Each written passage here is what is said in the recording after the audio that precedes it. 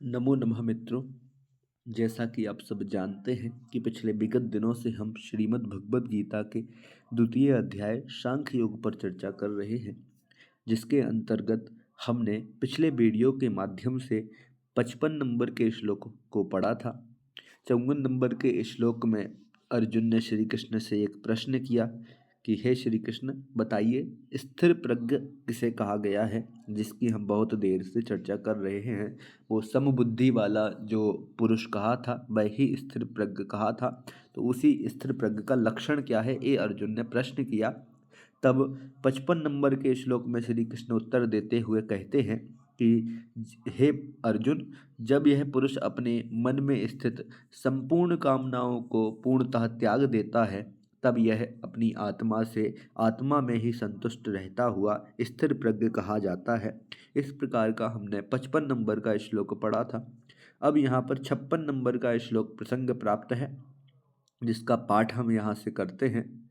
दुःखेष्वनुद्विग्नमनः सुखेषु विगतस्पृहः वीतरागभयक्रोधः स्थितधीर्मुनिरुच्यते। स्थितधीर्मुनिरुच्यते क्या कहते हैं, देखिएगा।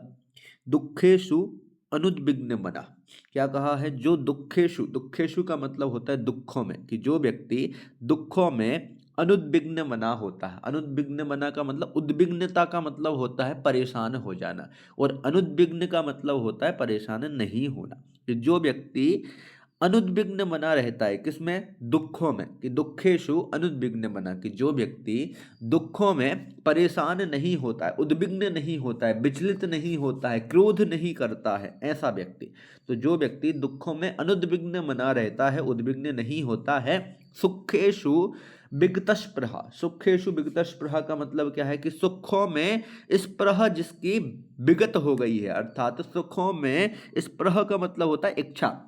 सुख की इच्छा जिसके विगता, अर्थात विगत अर्थात बीत गई है, कि जिसकी अब सुख की इच्छा नहीं रह गई है। कि जो दुखों में परेशान नहीं होता है और सुख की जिसके इच्छा नहीं है, सुख से निष्प्रह हो गया है। फिर बीत राग भय क्रोधा, साथ में बीत गया है जिसके राग भय क्रोध, राग भय और क्रोध रूपी जो विकार हैं जिसके बीत गए हैं, ऐसा स्थित धी मुनि रुच्यते। ऐसा मुनि ही स्थित धी उच्यते। ऐसा मुनि स्थिर धी अर्थात स्थिर बुद्धि वाला कहलाता है। क्या कहा? दुखेशु अनुद्विग्न मना, कि दुखों में जो उद्विग्न नहीं होता है।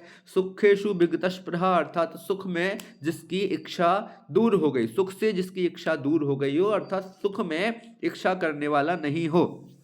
फिर बीत राग भय क्रोध, अर्थात बीत गया हो राग भय और क्रोध जिसका, ऐसा ऐसे मुनि स्थित दी उच्चते, ऐसे मुनि स्थिर बुद्धि वाले कहे जाते हैं। इस प्रकार इस श्लोक में स्थिर प्रज्ञ के संबंध में एक और लक्षण उन्होंने कुछ बातें और कही हैं।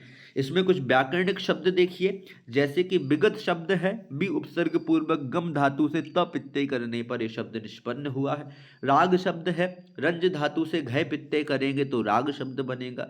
क्रोधः शब्द है, क्रुद्ध धातु से घय पित्ते करने पर प्रथमा के एक वचन में क्रोधः शब्द बनता है। कुछ समास का भी प्रयोग है, जैसे अनुद्विग्न मना है, न उद्विग्नम मनः यस्य सः, वह अनुद्विग्न मनः कहलाता है, अर्थात जिसका मन उद्विग्न नहीं होता वह अनुद्विग्न मना है। तो यहाँ पर बहुब्रीहि समास का प्रयोग है। विगतस्पृहा, यहाँ पर प्रयोग है विगता स्पृहा यस्मात् स, अर्थात बीत गई है इच्छा जिसकी, वो विगतस्पृहा कहलाएगा। यहाँ भी बहुब्रीहि समास है। बीत राग भय क्रोधा, बीतः राग भय क्रोधा यस्य सा, बीत गया है राग भय और क्रोध जिसका, वो बीत राग भय क्रोध कहलाता है। बहुब्रीहि समास यहाँ भी है। स्थित धी, स्थितः धी धीहि यस्य सः, अर्थात स्थिर हो गई है बुद्धि जिसकी, उसको स्थित धी कहते हैं। बहुब्रीहि समास का प्रयोग है। एक स्थित धीर मुनि रुच्यते, यहाँ पर तीन पद निकलेंगे, स्थित धीहि, धन मुनि ही, धन उच्यते। यहाँ पर तीनों मतलब दो जगहों पर स्थित धी धन मुनि ही, यहाँ पर विसर्ग संधि है और मुनि ही धन उच्यते में भी विसर्ग संधि है। तो इस प्रकार ये अनुष्टुप छंद का बहुत ही सुंदर प्रयोग यहाँ किया है। इस प्रकार स्थित प्रज्ञ के लक्षण रूपी हमने दूसरा श्लोक और यहाँ पर 56 नंबर के श्लोक की चर्चा अभी हमने की। जो आगामी श्लोक है उसकी चर्चा आगामी वीडियो में करेंगे। तब तक के लिए धन्यवाद।